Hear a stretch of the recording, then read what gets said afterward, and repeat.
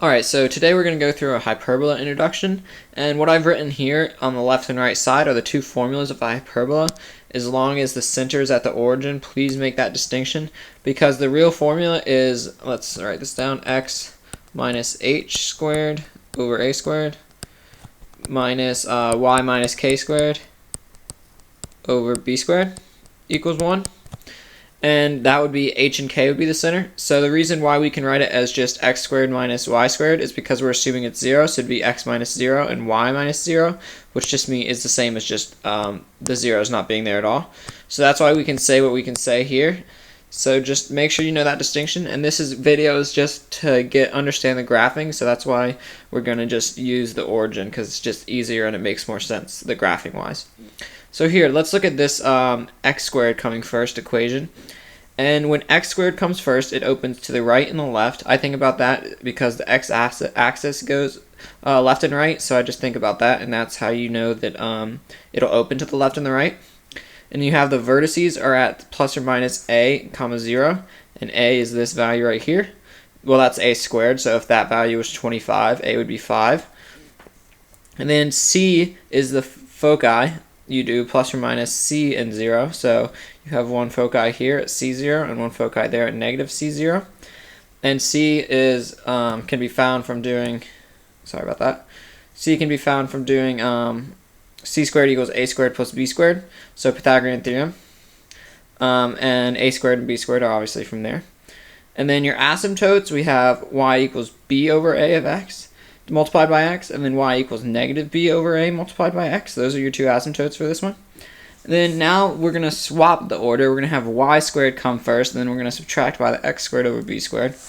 And this is a similar pattern. Our vertices, instead of being plus or minus a0, they're going to be 0 plus or minus a, which makes sense because x is staying the same, and we're going up a and then down by a.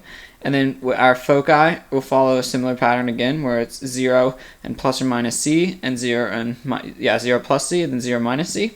Then now our asymptotes have been switched again. Now we have plus or minus a over b of x. So we have the a over b of x, and then the negative a over b of x.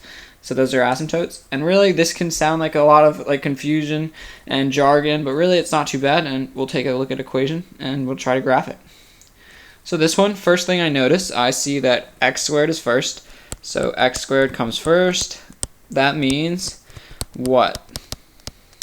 Well, it means that it's going to open left and right. Opens left and right. And then I see that a squared is 64. And so that means a equals square root of 64. So that means a equals 8. And we need to know a because now that we can graph it out a little bit as best we can. And we know that there's going to be two vertices. Two vertices are at plus or minus a and 0. Realize that we're changing the x value with a because that one comes first. So plus or minus 8, so it'll be 8 here and then negative 8 here. And then 0 and 0. So those would be our two vertices. Then now we have to think back to, well, how did we know what the foci were? Well, those were c squared equals a squared plus b squared.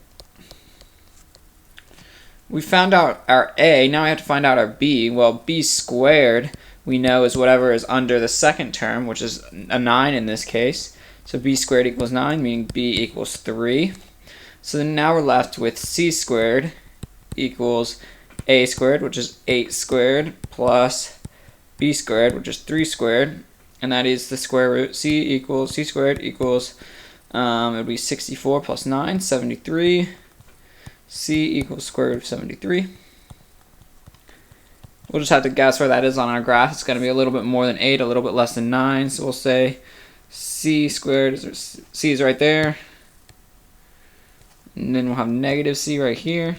Then now we have to think about which way is it going to open up. The way I like to think about this and understand this is that it's always going to open the way towards the foci.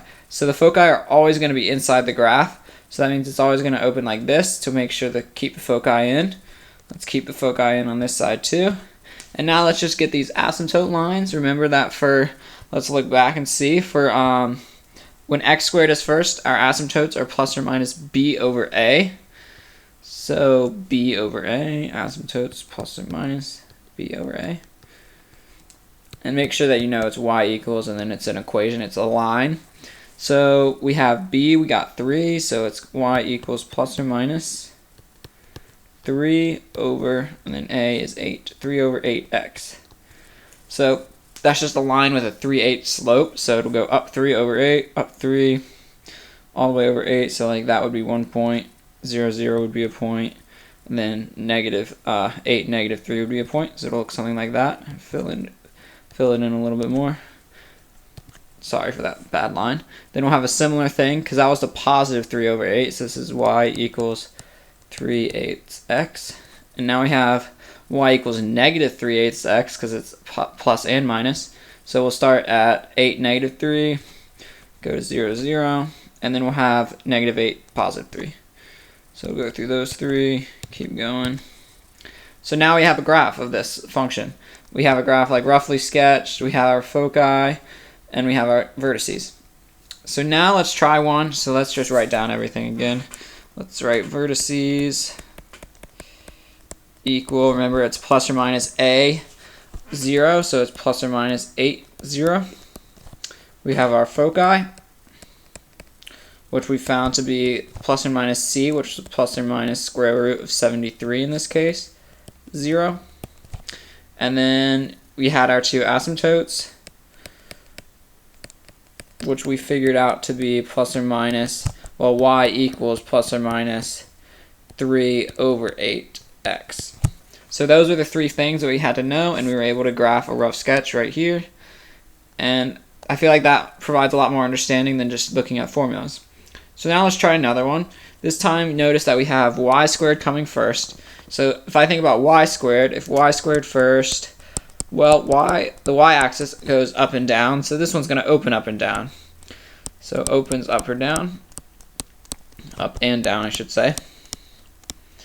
And then now we can think about, well, a squared always comes before b squared, so a squared is going to be right there, and b squared is going to be right there. So a is going to equal square root of 49, which we know is 7, and b is going to be the square root of 81, which we know is 9. And then now we can find out our c, because we know c squared equals a squared plus b squared. So c squared equals 49, because that's a squared, plus 81, which is b squared. So c squared equals the square root of 130. So that'll be that one. And we know that's not like an exact value, but we know it's greater than 11, a little bit less than 12. So we can guess it out for this drawing right here. We can also think about our asymptotes. Let's look back at our notes here. Asymptotes for this one are now plus or minus a over b times x. So notice that with when y squared comes first, it's a over b, and when x squared comes first, it's b over a. Just be careful with that. That's often the toughest part to remember. So we have y equals plus or minus a over b times x. So y equals, we figured out a was 7, plus or minus 7 over 9 times x. Those are our two asymptotes. So what I would start with is probably just drawing our vertices. So we know our vertexes, I should say, vertices. And then we have, remember now, because y squared comes first, our openings are going to be up and down, so the value we're going to be changing for our foci and our vertices are going to be the y value. So it's going to start off with 0, and then it's going to be plus or minus a. And our foci is going to do the same thing, where we leave x equal to 0, and then we have plus or minus c this time. So now let's think about our vertices for this specific graph. We'll have 0, and then plus or minus 7. And then we'll have our foci at 0, plus or minus square root of 130. So now let's try to graph this out as good as we can. 0 and then 7. We'll call it 7. Got a point there. 0, -7. Make that a point right here.